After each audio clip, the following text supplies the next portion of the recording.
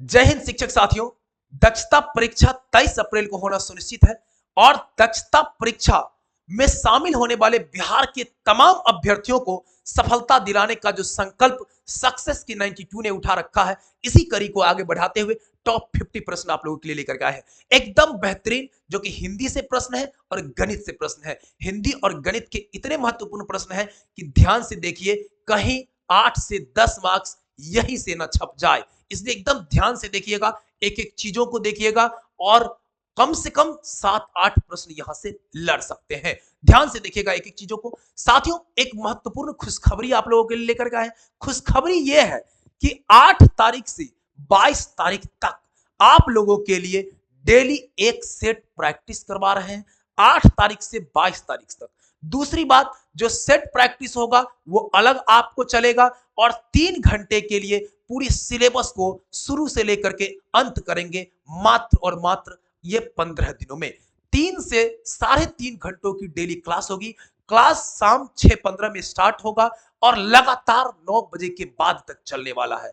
आपको अलग अलग एक्सपर्ट शिक्षकों के द्वारा ठीक 8 तारीख से शुरुआत हो रही है, संध्या 6:15 से, और वो अंत होगा कब? तो वो होगा 22 तारीख के संध्या में। आपको 23 तारीख तक में संपूर्ण तैयारी करवाई जाएगी। सक्सेस की 92 100% आपको सफलता दिलाएगा मात्र 15 दिनों की तैयारी में। आप क्लास भी करेंगे, आप टेस्ट सीरीज भी लगाएंगे। 100 प्रश्नों का टेस्ट अलग लगेगा और आपको 100 प्रश्न के एवज में एकदम भी आई चीजें जो है आप लोगों तक उपलब्ध कराई जाएगी लाइव कक्षा के जरिए। तो निश्चित सफलता चाहते हैं, एकदम 100% गारंटेड सफलता चाहते हैं, तो दिए गए नंबर पर व्हाट्सएप करिए और किस तरह से आपको क्लास करना है सारी प्रक्रिया आपको यहां पर बताई जाएगी। एकदम ये व्हाट्सएप करिए, कॉल करिए, दोनों में से किसी नंबर पर कॉल करिए, व्हाट्सएप करिए और संपूर्ण जानकारी वहां से प्राप्त करिए और आप अपनी सफलता को, चूंकि नौकरी बचानी है, आखिरी प्रहार बैच चलेगा 8 तारीख से, आखिरी प्रहार बैच। तो आखिरी प्रहार बैच में इनरोल्ड होइए और आप अपनी तैयारी को 100% एकदम कंप्लीट करिए। आइए शुरुआत करते हैं पहले प्रश्न से। पहला प्रश्न हमारा जो है, देखिए पहला प्रश्न है, कहानी शिक्षण के उद्देश्य होते हैं। कहानी, साथियों ध्यान देंगे, एकदम बड़ा करके हम रख दिए हैं आपके सामने में, कोई दिक्कत नहीं होगा, ना देखने में ना समझने में। कहानी शिक्षण के उद्देश्य क्या होते हैं?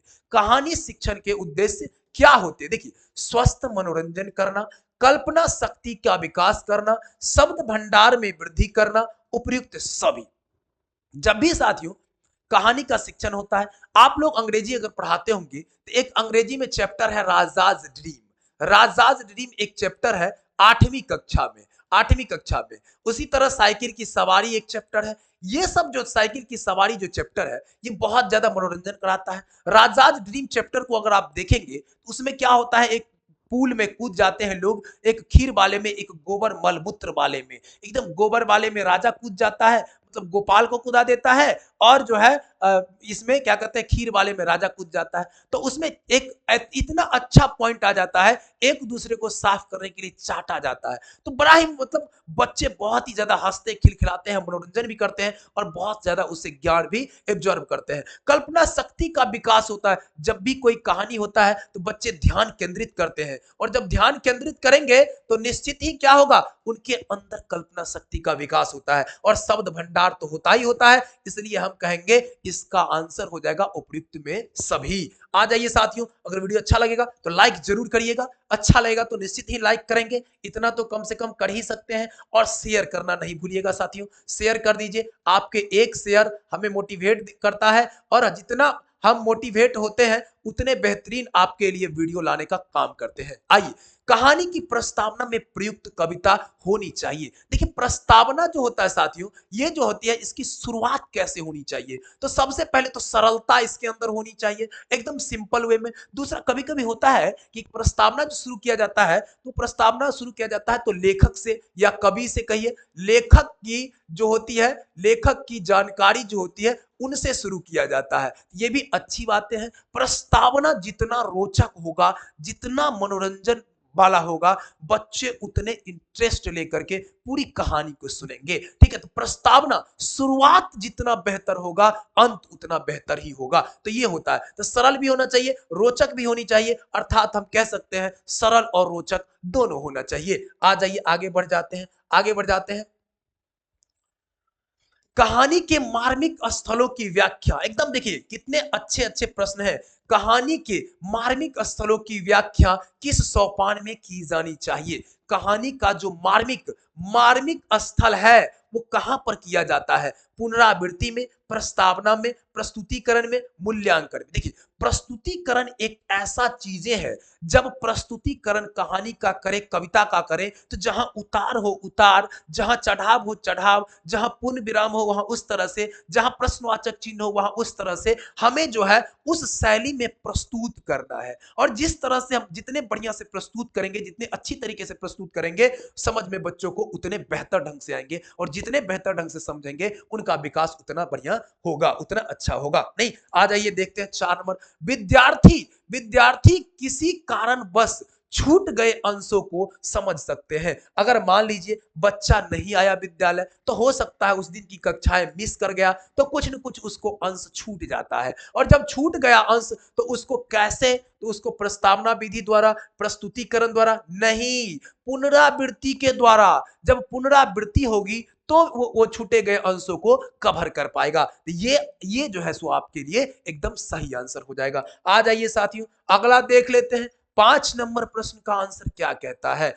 5 नंबर प्रश्न का आंसर क्या कहता है? देखिए 5 नंबर है, प्रस्तुतिकरण का सही क्रम होना चाहिए। बहुत ही अच्छा सा प्रश्न है। जब प्रस्तुतिकरण की बात आती है तो प्रस्तुतिकरण करने के लिए कौन से अच्छे हमारे मतलब सही तरीके होंगे, कौन सही तरीका होगा? ये 4 ऑप्शन आपके सामने है। पहले सस्वर वाचन कर लेना है, फिर व्याख्या करनी है, फिर आदर्श वाचन, फिर भाव विश्लेषण। ऐसा नहीं करना है। व्याख्या, सस्वर वाचन, पहले व्याख्या कैसे कर देंगे? पहले देखिए आदर्श वाचन होनी चाहिए। सभी बच्चे बारी बारी से पढ़ें या आप उसको बढ़िया से पढ़ के समझाएं। क्या? आदर्श वाचन होना चाहिए, फिर सस्वर, सबको अवसर मिले कि सारे एक साथ पढ़ लो, ठीक है। उसके बाद उसकी व्याख्या हो और उसके बाद भाव विश्लेषण हो तो ज्यादा उपयुक्त होगा। तो आपके लिए इसमें क्या हो जाएगा सही आंसर? प्रस्तुतिकरण का सही क्रम, पहले आदर्श वाचन, फिर सस्वर वाचन, फिर व्याख्या, और फिर अंत में क्या होना चाहिए? भाव विश्लेषण होना चाहिए। आइए साथियों, फटाफट आप लोग लाइक करिए और जल्द से जल्द एकदम जो 8 तारीख से होने वाली कक्षा जो कि 22 तारीख तक चलेगी, उसके लिए एनरोल्ड होइए। डेली 100 प्रश्नों का प्रैक्टिस अलग होगा और डेली 3 घंटे से अधिक का जो है डेली अलग लाइव क्लास अलग चलेगा। यानी 2 टर्म में आपका क्लास होगा और 100% कुछ अलग पढ़ने की जरूरत नहीं है, कुछ अलग पढ़ने की जरूरत नहीं है। जितना कहे उतना करके जाइए, गारंटेड 100% जो है आपकी सफलता सुनिश्चित होगी, आपकी सफलता सुनिश्चित होगी। अगर आप चाहते हैं तो आ जाइए। देखिए अगले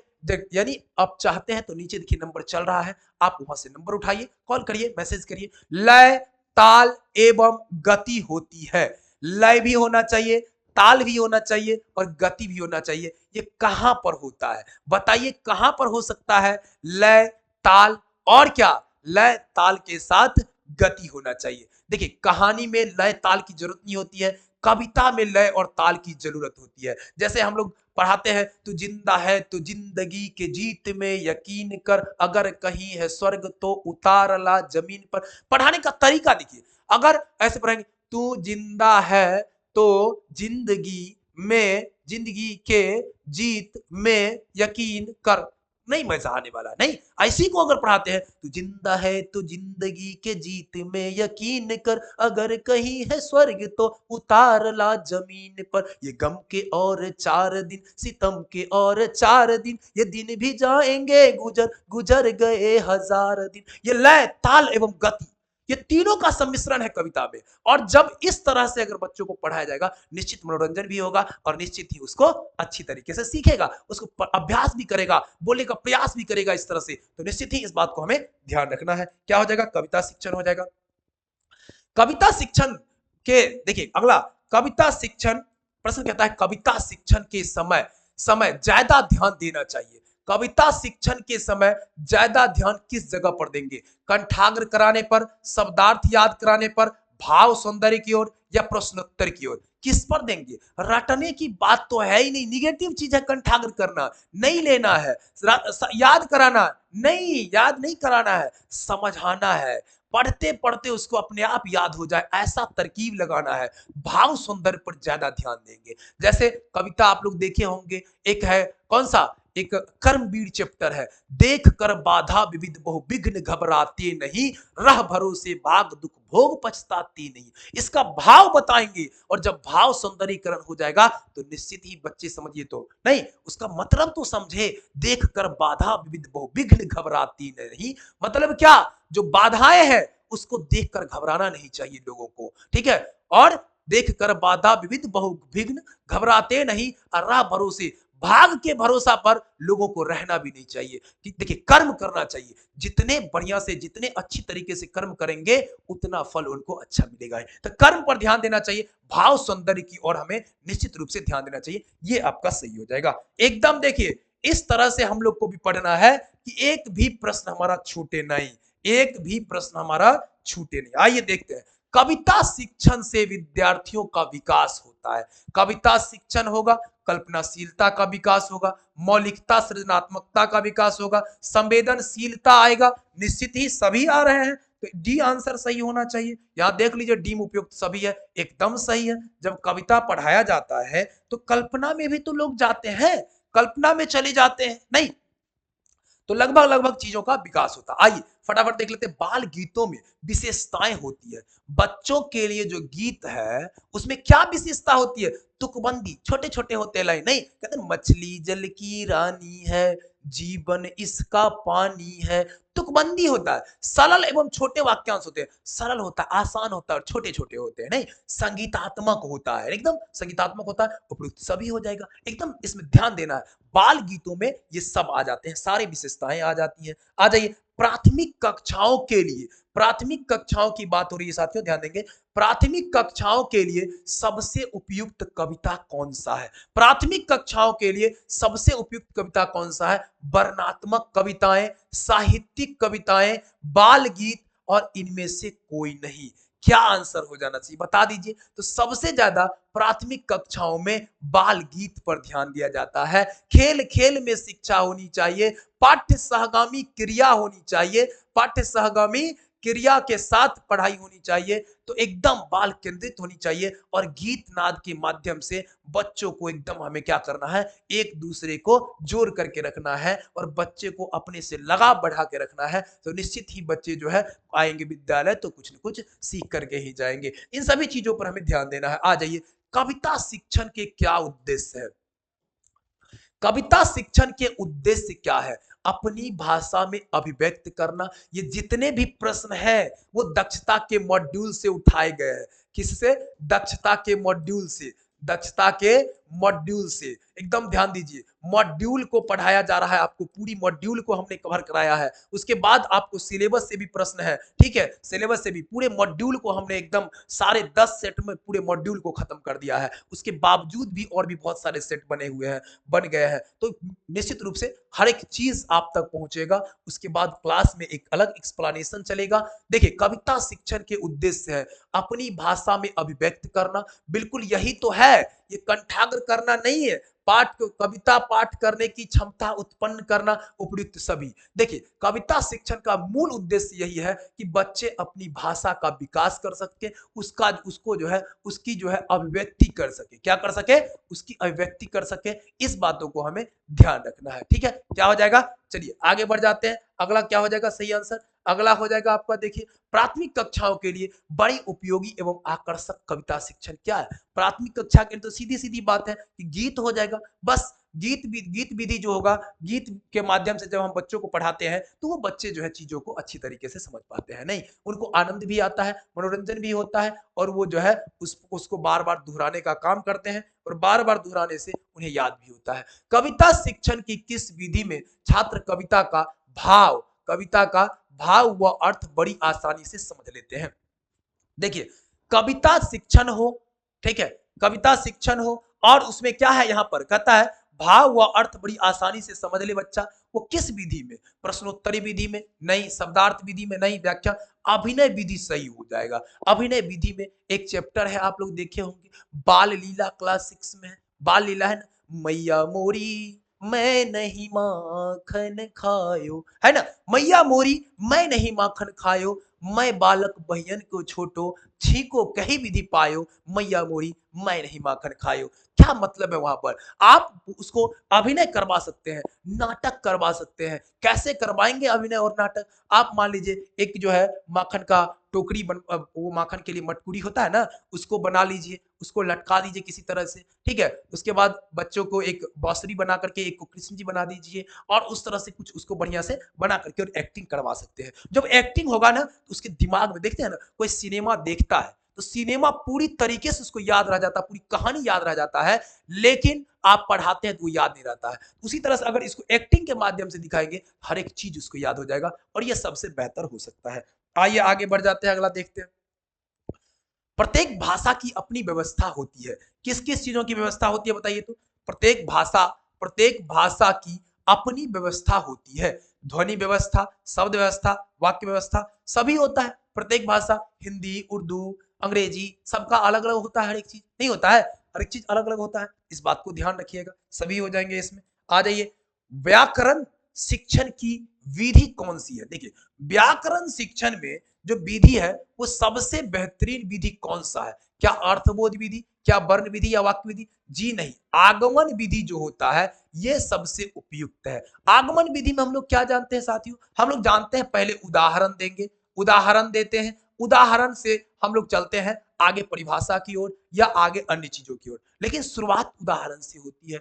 अब उदाहरण से शुरुआत होता है तो व्याकरण शिक्षण की सबसे उपयुक्त विधि इसी को माना गया। जैसे आप मान सकते हैं, अगर हमको संज्ञा पढ़ाना हो, हमको सर्वनाम पढ़ाना हो, हमको अन्य कुछ कारक पढ़ाना हो, या हमको क्या मान लीजिए कि ये पढ़ाना हो, काल पढ़ाना हो, काल मान लीजिए पढ़ाना हो, ठीक है, उपसर्ग पढ़ाना हो, प्रत्यय कुछ भी पढ़ाना हो, तो हमको पहले बच्चों से उदाहरण निकलवाने हैं।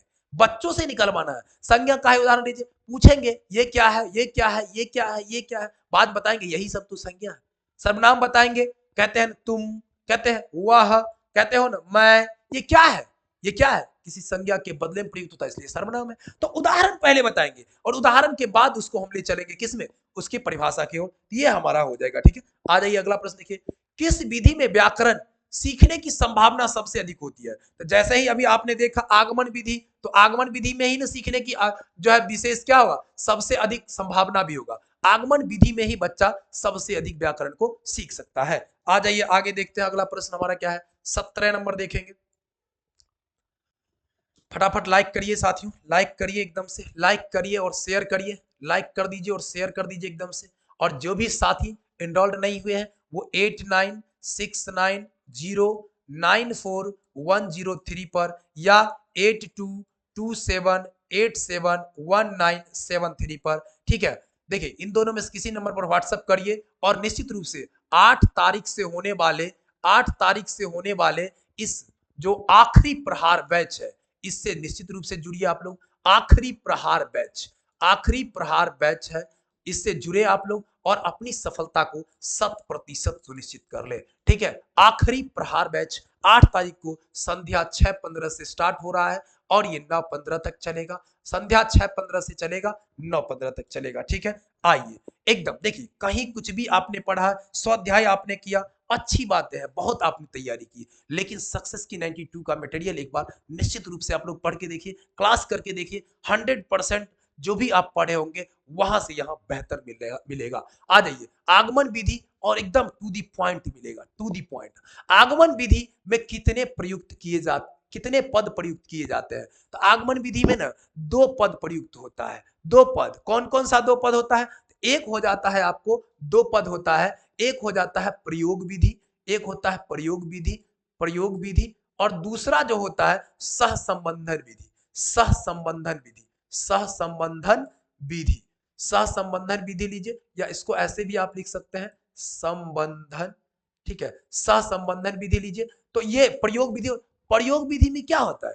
बच्चे का उपयोग करना है, ठीक है, बच्चे का उपयोग करना है, प्रयोग करना है बच्चों पर, कि कोई सामान मान लीजिए आप मंगवाए, जैसे आप मान लीजिए कि कह दीजिए बच्चे को घर से लाने के लिए क्या सर्फ तो ला सकता है बच्चा, नहीं सर्फ ला सकता है, साबुन की टिकिया ला सकता है, उसके बाद मान लीजिए कि फूल ला सकता है, ये सब, और इसका जो है प्रयोग करना है, प्रयोग करना है उसका उपयोग कर रहा है। तो प्रयोग विधि जो होता है और सहसंबंधन विधि एक दूसरे से जोड़ करके, सहसंबंधन विधि मतलब एक दूसरे को जोड़ करके संबंध निकाल करके तब जो है, जैसे परिवार के बारे में बताना है हमको, रंगों के बारे में बताना है हमको, तो इन सब चीजों का इस्तेमाल कर सकते हैं और तब उसको प्रयोग के माध्यम से बता सकते हैं। आइए आगे देख लेते हैं।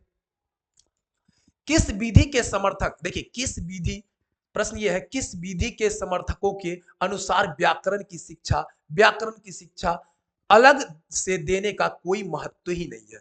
किस विधि के समर्थकों के अनुसार व्याकरण की शिक्षा अलग से देने का कोई महत्व ही नहीं है। तो देखिए इसमें है निगमन विधि, भाषा संसर्ग विधि। तो भाषा संसर्ग विधि ही इसके लिए उपयुक्त है। भाषा संसर्ग विधि का क्या मतलब होता है, कोई कहानी शिक्षण हो या कोई कविता शिक्षण हो तो उसमें उसका जो एक अलग मतलब तरीका ही होता है। उसको जब कहानी बच्चे पढ़े, जब उसको उसकी जो प्रस्तावना दी जाए, उसका जब प्रस्तुतिकरण हो तो बच्चे उसको आसानी से समझ ले, उसमें अलग से व्याकरण पढ़ने की जरूरत ना पड़े, उसी को पढ़ करके उसके व्याकरण को चीजों को समझ ले। तो ये आपका हो जाता है, क्या होता है, ये किस विधि के लोगों को, भाषा संसर्ग विधि वाले जितने भी लोग हैं उनको व्याकरण शिक्षा से कोई लेना देना नहीं, वो कहते हैं व्याकरण शिक्षा की कोई महत्व ही नहीं है। आ जाइए 19 नंबर देखते हैं। मूल्यांकन की प्रक्रिया, मूल्यांकन की प्रक्रिया में मूल्यांकन होता है, किस चीजों का होता है, विद्यार्थी का मूल्यांकन होता है, शिक्षण विधि का होता है या पाठ्यक्रम का होता है, उपयुक्त सभी का होता है। देखिए मूल्यांकन होता है सतत और व्यापक, आप लोग को पता है CCE होता है, कहते हैं ना, क्या कहते हैं, कंटिन्यूअस एंड कॉम्प्रिहेंसिव इवैल्यूएशन कहते हैं। तो लगातार भी होता है, सतत और व्यापक मूल्यांकन होता है, उसमें दैनिक सभी गतिविधियां शामिल हो जाती है। बच्चे विद्यालय में जब से आए तब से लेकर के और जब तक गए तब तक की पूरी गतिविधियों का मूल्यांकन होता है। तो उसमें पाठ्यक्रम भी आ जाता है, शिक्षण विधि, सब कुछ आ जाता है, ऑल आ जाता है, नहीं सभी आ जाते हैं। चलिए देखेंगे अगला प्रश्न हमारा क्या कहता है, सतत और व्यापक मूल्यांकन में व्यापक शब्द का अभिप्राय। व्यापक का क्या मतलब, व्यापक मतलब विस्तृत है, व्यापक मतलब क्या, विस्तृत, विस्तृत कहिए, विस्तृत है व्यापक का मतलब। इसमें अब विस्तृत का मतलब क्या होता है, चाहे वो संज्ञानात्मक विकास हो चाहे क्या हो, सह संज्ञानात्मक विकास हो, उसमें दोनों शामिल हो जाते हैं। जो पढ़ाई का है वो भी, यानी खेल कूद है वो भी शामिल हो जाता है। बच्चे कहां पर क्या बोल रहे हैं, उनकी भाषा शैली कैसी है, उनका व्यवहार कैसा है, सब आ जाता है। यानी संज्ञानात्मक भी एवं सह संज्ञानात्मक क्षेत्र आ जाता है, दोनों के दोनों आ जाते हैं। गौ ऑप्शन आपका सही हो जाएगा। आ जाइए देखते हैं अगला प्रश्न हमारा 21 नंबर क्या कहता है।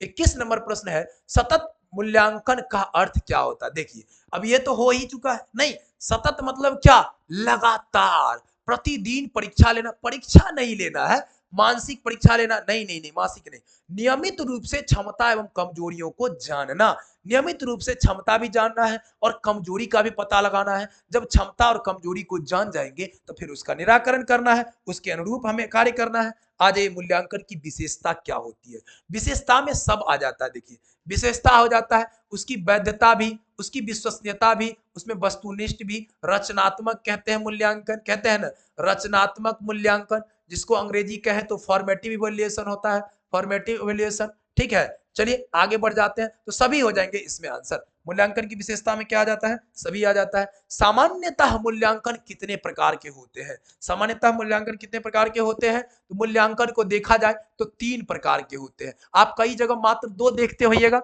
लेकिन 3 प्रकार हम लोग को पढ़ना है। 3 प्रकार में क्या क्या हो जाता है, देखिए 3 प्रकार में कौन कौन हो जाता है। नंबर 1 हमने कहा रचनात्मक, रचनात्मक मूल्यांकन, रचनात्मक मूल्यांकन, ठीक है। नंबर 2 हो जाएगा आपका क्या, योगात्मक, कहिए योगात्मक मूल्यांकन, ठीक है, योगात्मक, योगात्मक मूल्यांकन। और तीसरा जो होता है, तीसरा जो होता है निदानात्मक मूल्यांकन, निदानात्मक मूल्यांकन। ये 3 तरह के मूल्यांकन को हम लोग देखते हैं। अंग्रेजी में कहे तो फॉर्मेटिव हो जाता है, ये समेटिव हो जाता है, समेटिव, और ये जो होता है आपको डायग्नोस्टिक हो जाता है, ठीक है, डायग्नोस्टिक हो जाता है। तो ये इस तरह से हम लोग देखेंगे, तो रचनात्मक मूल्यांकन, योगात्मक मूल्यांकन और निदानात्मक मूल्यांकन, ये ऑब्जेक्टिव टाइप होता है, या इसको ऐसे कह सकते हैं कि वर्ग कक्ष में ही खत्म हो जाता है। और योगात्मक में आ जाता है 6 महीना, 3 महीना, 9 महीना पर, या महीने महीने आप जो परीक्षा लेते हैं। निदानात्मक हुआ, अगर फेल हो गया किसी कारण, बस उसकी क्या कमजोरियां उसका पता लगा करके तब उसका जो है इवैल्यूएशन करते हैं, तो वो आपका ये आ जाता है, ठीक है, उस कमजोरियों को दूर करेंगे। आगे देखिए, सीखने की प्रक्रिया के दौरान किया जाने वाला मूल्यांकन क्या कहलाता है? तो वर्ग कक्ष की बात हमने किया कि रचनात्मक मूल्यांकन जो होता है वर्ग कक्ष में होता है। तो वर्ग कक्ष में क्या होता है? सीखने की प्रक्रिया चालू रहती है, ठीक है। तो सीखने की प्रक्रिया जब चालू रहती है तो ये हो जाएगा आपका। आ जाइए आगे देखते हैं। 25 नंबर प्रश्न हमारा क्या कहता है? देखिए, विद्यार्थियों की बात हो रही है, देखेंगे। विद्यार्थी का उद्देश्य विशेष के लिए किए गए कार्य के चुने हिस्से का संकलन है। विशेष क्या है? विद्यार्थियों का उद्देश्य विशेष के लिए किए गए कार्यों का चुने गए हिस्से हैं। देखिए, जांच सूची, रेटिंग स्केल, प्रगति पत्रक और पोर्टफोलियो। क्या सही आंसर इसका हो जाएगा? तो देखिए, विद्यार्थियों का जो उद्देश्य है वो क्या उद्देश्य है? उद्देश्य विशेष के लिए जो किया गया कार्य होता है वो पोर्टफोलियो तैयार होता है। पोर्टफोलियो में बच्चों के द्वारा किए गए हर एक गतिविधि नोट किए जाते हैं और इसी के माध्यम से फिर उसका अंत में मूल्यांकन भी होता है। ये पोर्टफोलियो हो जाता है, ठीक है। आगे बढ़ेंगे, अगला देखेंगे 6/5 गणित के प्रश्न को देखेंगे, बहुत ही मजा आने वाला। देखिएगा, 6/5 में कितने 1/10 होते हैं? देखिए, 6/5 में कितने 1/10? ऐसे भाग लगा दीजिए, 6/5 गुने 10/1 हो जाएगा, 5 दूनी 10, 6 दूनी 12 हो जाएगा, ठीक है। अब इसको देखिए, दूसरा बना कैसे? आप कह सकते हैं कि 10 में कितने 2, इस तरह 10 में कितने 2, इसको मान लीजिए 10 में कितने 2, तो 10 में कितना 2 है हमको पता है, 5, 5 कहां से आया? इससे भाग दिए, 10/2, 10 2 5 10। तो इसी तरह समझिए कि इतना में कितने ये है, तो इसमें इससे भाग दे देना है। और भाग देने की प्रक्रिया तो देख ही रहे, 6/5 में 1/10, ये 4 को बट्टा हुआ तो ये 6/5 हो गया, ये बट्टा पलट जाएगा 10/1, काट दीजिए, 5 दूनी 10, 6 दूनी 12, आपका सही आंसर हो जाएगा। एकदम कोई दिक्कत नहीं होना चाहिए सर, हम हर एक चीजों को इतने अलग अलग तोड़ तोड़ करके बता देते हैं कि आपको एकदम दिक्कत ना हो। यदि भाजक 48 हो, भागफल 403 हो और शेषफल 5 हो तो भाज्य कितना होगा? एक फॉर्मूला आप लोग जानते होइएगा, भाज्य बराबर क्या होता है? भाजक भाजक गुने भागफल, भागफल और प्लस शेष होता है, प्लस शेष होता है। आप गुना करेंगे सर इसको, भाजक हो गया 48 गुने 403, 403 प्लस 5 हो गया, इसको गुना कर लीजिए, 48 गुने 3 कितना होता है? 48 दिया कितना हो जाएगा? 144 हो जाएगा ना। 8 त्रिक 24, 4 तिया 12, 144, 4 आ गया 14, 48 गुने 0 14, फिर 4 हो जाएगा। फिर आपके पास कितना बच गया? आपके पास 1, 48 गुने 4 कितना होता है? 192 और 1 हो जाएगा 193, अब प्लस हो जाएगा 5, देखिए इसमें जोड़िएगा 19,349 हो जाएगा आपका आंसर। 19,349 ए ऑप्शन में है, तो इस तरह से आप कर सकते हैं। यहां पर हमने गुना किया है सर, गुना किया इन दोनों को, उसमें 5 जोड़ा है, गुना करके 5 जोड़ देंगे, जो आएगा यही आएगा और यही आपका सही आंसर होगा। आप लोग स्क्रीनशॉट भी ले सकते हैं, बाद में भी इसको देख सकते हैं, स्क्रीनशॉट लेकर के, और बाद में आप लोग देख सकते हैं इसको। आ जाइए अगले प्रश्न को देख लेते हैं। यहाँ 28 नंबर ये कहता है कि 16 का अपवर्तक होता है। अपवर्तक की बात करें साथियों, तो अपवर्तक का क्या मतलब हो जाता है? जैसे 16 है, 16 में किन किन संख्याओं से भाग लग जाएगा? एक को छोड़ के लीजिए, 2, 4, 8 और ये 16, मैक्सिमम यही अपवर्तक हो जाएगा आपका। फिर अपवर्त की बात होती है तो 7 का अपवर्त क्या होता है? अपवर्त मतलब एक तरह से ये पहाड़ा को पढ़ लीजिए, 7, 14, 21, 28, 35, 42 सभी इसमें इंक्लूड होने चाहिए, इवन 7 भी, ये नहीं कि 14 से 21 से, ये नहीं, 7 भी इंक्लूड होने चाहिए, ये आपका अपवर्त हो जाएगा। अपवर्तक और अपवर्त को ध्यान समझ लीजिए, एक जो है जिसमें पूरी तरीके से किसकी संख्या से भाग लग सकता है, और एक जो है जो एक तरह से पहाड़ा के लिए, आप समझ सकते हैं, इतना ही ध्यान रखिए अपवर्त में होता है, थोड़ा सा अंतर है दोनों में। आ जाइए 30 नंबर प्रश्न को देख लेते हैं।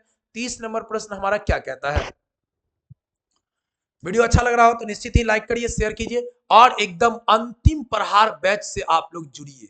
अंतिम प्रहार कहिए या आखिरी प्रहार बैच, आखिरी प्रहार बैच आप लोगों के लिए चालू हो रहा है, जो कि 8 से शुरू होगा, 22 तक चलने वाला है, ठीक है। 23 को तो एग्जाम ही होगा, तो 8 से 22 तक अंतिम प्रहार बैच। 6, 7, 8 का लघुत्तम समापवर्तक निम्न में से क्या होगा? साथियों, आपको 6, 7, 8 की बात है, 6, 7 और 8 लीजिए, लघुत्तम लीजिए, 2 से लगाइए, 2 तिया 6, 7 के 7, 2 चौके 8, अब तो नहीं कटेगा, 2 गुने 3 गुने 7 गुने 4, 2 तिये 6 7 42 चौके कितना हो जाएगा? 4 चौके 16, 160 और 2 168 हो जाएगा। 168 आपका क्या हो जाएगा? लघुत्तम हो जाएगा। आ जाइए दक्षता परीक्षा में ऐसे ही प्रश्न पूछे भी गए हैं, आगे भी पूछे जाने की संभावना है। देखेंगे 1/3, 4/3, 3/7, 2/3 में कौन सबसे छोटा है। सबसे छोटा का बात है, आप भाग लगा करके भी निकाल सकते हैं कि एक में 3, देखिए 1/3 मतलब लिखिएगा, दशमलव दीजिएगा, एक जीरो हो गया, 3 तिया 9, 3 तिया 9 आता रहेगा।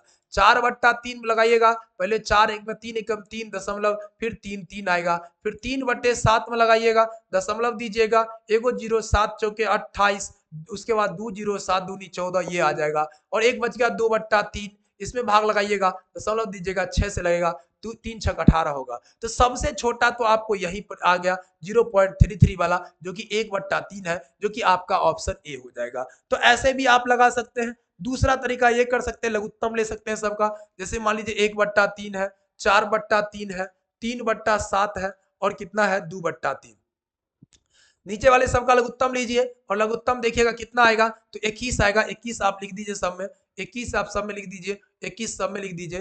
3 7 21, 7 एकम 7, 3 7 21, 7 चौके 28, ठीक है, 7 तिया 21, तो 3 तिया 9, और फिर हो जाएगा 3 से कितना बार में हो जाएगा, 3 7 21, 7 दूना 14। अब इसमें देखिए कि कौन सबसे बड़ा है और कौन सबसे छोटा है, कौन सबसे बड़ा है कौन सबसे छोटा। अगर आपको पूछा जाए बड़ा कौन होगा, ये सबसे बड़ा, हर बराबर है, मतलब अंश पर हमको ध्यान देना है, ये बड़ा है, ये हमारा बड़ा हो जाएगा, ये हमारा बड़ा हो जाएगा, और ये सबसे छोटा है, ये हमारा सबसे छोटा हो जाएगा, ये क्या हो जाएगा, छोटा हो जाएगा। बस ऐसे भी बना सकते हैं, ऐसे भी बना सकते हैं, आपको जो अच्छा लगे वो कर सकते हैं, आप स्क्रीनशॉट भी ले सकते हैं। आइए बढ़ जाते हैं आगे, अगले प्रश्न को देखेंगे। अगला प्रश्न हमारा क्या कहता है, इतना में 5 का स्थानीय मान चाहिए साथियों, 5 का स्थानीय मान चाहिए। अब 5 का स्थानीय मान कैसे ज्ञात करेंगे, जरा देख लीजिए, ऐसे ज्ञात करेंगे।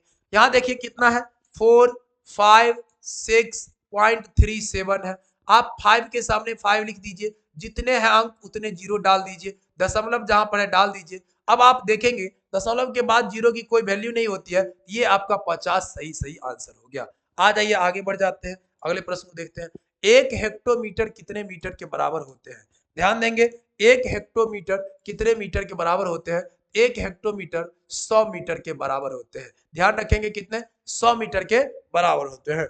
आ जाइए अगले प्रश्न को देख लेते हैं। अच्छा लग रहा है ना, बताइए, अच्छा लग रहा है कि नहीं लग रहा है। आप लोग लाइक करके हमें बताइए कि अच्छा लग रहा है कि नहीं।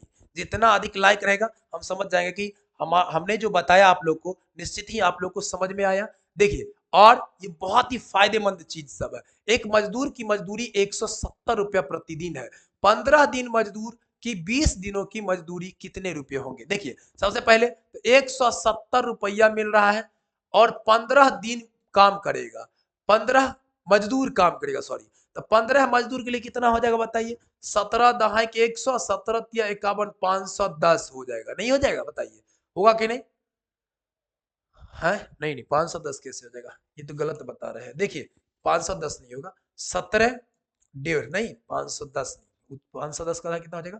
अच्छा चलिए, 15 जीरो जीरो, आप 15 सात 105, बच गया 10, 15 कम 15 और 10 कितना हो जाएगा 25, यानी हो जाएगा आपका कितना 2550 रुपया हो जाएगा। अब 20 दिनों तक ये काम करेंगे, 20 दिनों तक काम करेंगे, गुना कर लीजिए, जीरो 5 दूनी कितना 10, कितना हो जाएगा 5 दूनी 10, पहले तो जीरो जीरो जीरो 4 बार, फिर 2 से लगाइए, 2 गुने 2 हो गया ये आपका, ठीक है, जीरो 2 पंचे 10, 2 पंचे 10 से 11, और 2 दूनी 4 1 5, 51,000 आ जाएगा।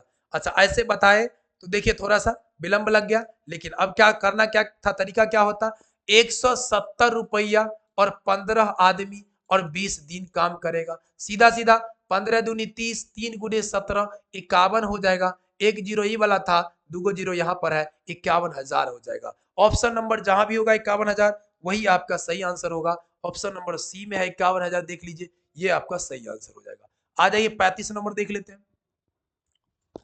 एक दुकानदार द्वारा दशहरे के अवसर पर प्रत्येक साड़ी पर 30 रुपया की छूट दी जाती है। गुड़िया ने 350 रुपए की 2 साड़ी पसंद की, तो गुड़िया के द्वारा दुकानदार को कितने रुपये देने होंगे।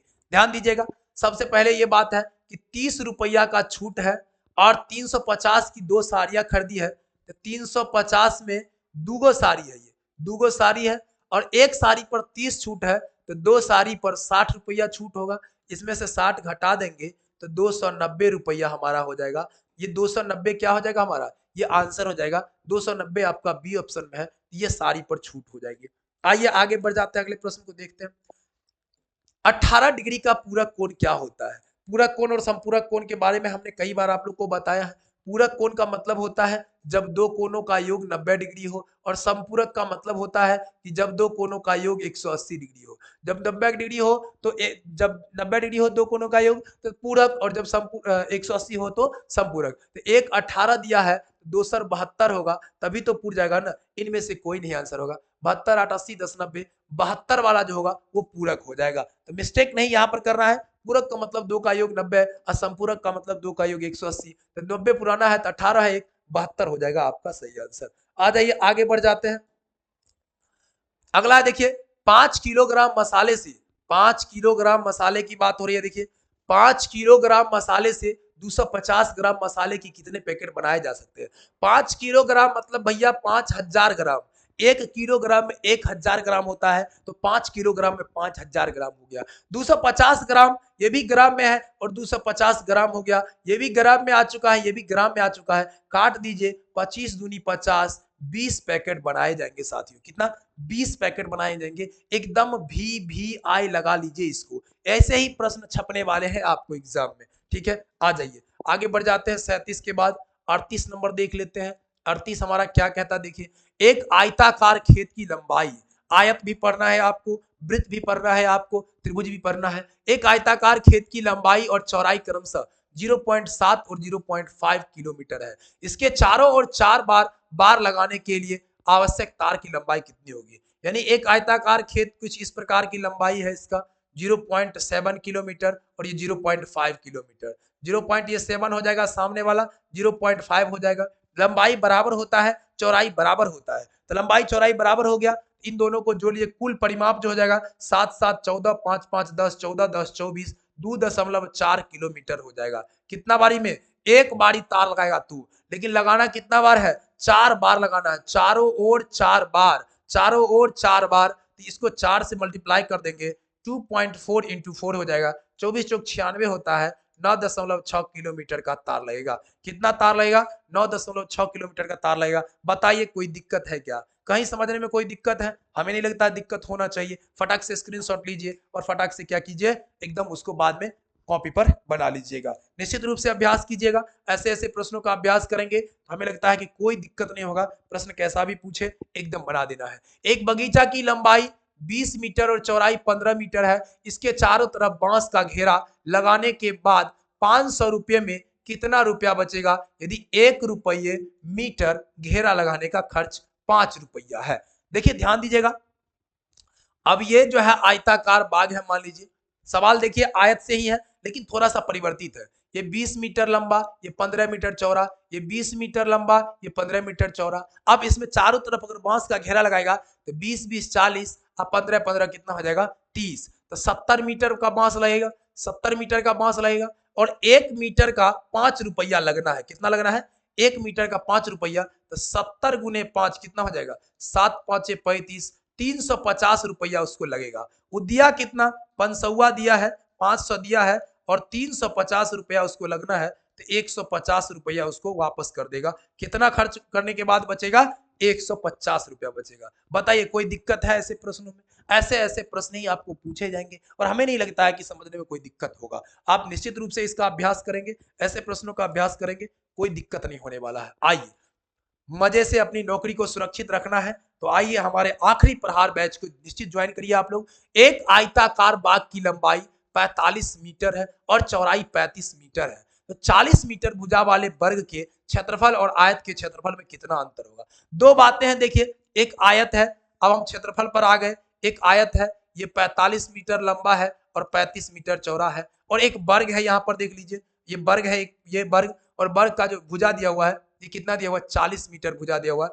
ये भी 40 40 40 40। बात अगर क्षेत्रफल की हो, बात अगर क्षेत्रफल की हो तो वर्ग में क्षेत्रफल होता है भुजा स्क्वायर। क्या होता है? भुजा स्क्वायर। और भुजा कितना दिया हुआ है? 40। तो 40 का स्क्वायर करेंगे यानी 1600 आ जाएगा। वर्ग का क्षेत्रफल कितना आ गया? 1600 आ गया। अब आयत का क्षेत्रफल क्या होता है? आयत का क्षेत्रफल की बात करें भाई साहब, तो आयत का क्षेत्रफल क्या हो जाता है? लंबाई गुने चौड़ाई क्या हो जाता है, लंबाई गुने चौड़ाई, लंबाई है 45, चौड़ाई है 35, इसको गुना कर लीजिए कितना आएगा, 45 को इसको गुना करेंगे तो हमें लगता है कितना 1575 आ जाएगा, कितना आएगा 1575 आएगा। अब देख लीजिए अब इन दोनों में किसका ज्यादा है, तो वर्ग का क्षेत्रफल ज्यादा है, और कितना ज्यादा है, 1575 से देखेंगे 1600 को तो 25 ज्यादा है, मात्र कितना ज्यादा है, तो 25 आपका सी आंसर हो जाएगा, कितना ज्यादा होगा, मात्र 25 ज्यादा होगा और ये सी आंसर हो जाएगा। तो इस तरह से ऐसे प्रश्न को बनाएंगे। अब यहां से ये समझ में आ गया कि आयत का क्षेत्रफल पूछे तो भी बना देंगे, वर्ग का क्षेत्रफल पूछे तो भी बना देंगे, अंतर पूछेगा तो भी बना देंगे। सूत्र हमें याद रखना है, आयत में लंबाई गुने चौड़ाई और वर्ग में याद रखना है भुजा स्क्वायर। अच्छा लग रहा है तो लाइक करिए, शेयर करने में कोई कंजूसी नहीं कीजिए, अधिक से अधिक शेयर करिए साथियों। 3 सेमी, 4 सेमी तथा 5 सेमी भुजा वाले त्रिभुज की परिमाप ज्ञात करना है। देखिए 3 सेमी, 4 सेमी और 5 सेमी, मान लीजिए ये 3 है, ये 4 है, ये 5 है, मान लीजिए, मानो तो देव न तो पत्थर वाली बातें हैं, मान लीजिए, ठीक है, गणित में मानना ज्यादा जरूरी होता है। अब परिमाप कहता है भुजा की सभी लंबाई हो गया 3 + 4 + 5, लंबाई का योग कर लीजिए 3 4 7 5 12 आपका आंसर हो जाएगा। कितना आंसर होगा, 12 आपका सही आंसर हो जाएगा। आइए 41 के बाद 42 देखते हैं।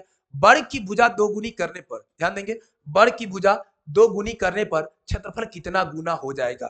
मजेदार प्रश्न है और छपेगा इस तरह का। देखिए अगर मान लेते हैं वर्ग की भुजा है, मान लेते हैं कितना, मान लेते हैं 4, 4 मान लेते हैं, 4 मान लेते हैं, कितना मान ले 4, तो क्षेत्रफल इसका कितना होगा, अभी तुरंत बताया है वर्ग का क्षेत्रफल होता है भुजा स्क्वायर, अब भुजा इसका 4 है तो 4 का स्क्वायर कर देंगे, ये हो जाएगा हमारा 16, कितना हो जाएगा 16। अब आइए कहता दुगुनी कर दिया जाए, अब वर्ग की भुजा को दुगुना कर देते हैं, 4 से कर देते हैं 8, मान लीजिए छोटा है उससे कोई ये नहीं कहेगा छोटा बना दिया आप तो 8 कैसे होगा, ठीक है, ये दुगुना कर देते हैं, अगर दुगुना कर दिए भुजा तो इसका क्षेत्रफल कितना हो जाएगा, फिर भुजा स्क्वायर हो जाएगा और भुजा 8 है, 8 के स्क्वायर कितना हो जाएगा 64। अब बताइए यहाँ 16 है, यहाँ कितना हुआ 64, कितना गुना बढ़ा, 4 गुना बढ़ा, 4 गुना बढ़ गया, आपका आंसर कितना हो जाएगा, चौगुनी हो जाएगी, चौथाई नहीं चौगुनी होगी। ध्यान देंगे वर्ग का क्षेत्रफल जब भी दुगुना किया जाएगा, वर्ग हो वृत्त हो जो भी, ठीक है, वर्ग हो वृत्त हो या मान लीजिए बेलन गोला शंकु में हो, जब भी कहा जाए भुजा को इतना गुना किया जाए तो कितना गुना होगा, तो याद रखना हमको कि भुजा कितना बार वो आ रहा है इसमें सूत्र में भुजा अगर स्क्वायर में आएगा तो स्क्वायर कर देंगे, अगर एक बार में आएगा तो एक ही बार लिखेंगे। यहां समझ लीजिए सीधा सीधा कि 16 आया तो 64 हुआ तो 4 गुना हो गया, चौगुनी आपका सही आंसर होगा। आयतन की गणना की जाती है, आयतन जो होता है वो त्रिविमीय होता है। देखिए आयतन क्या होता है, त्रिविमीय।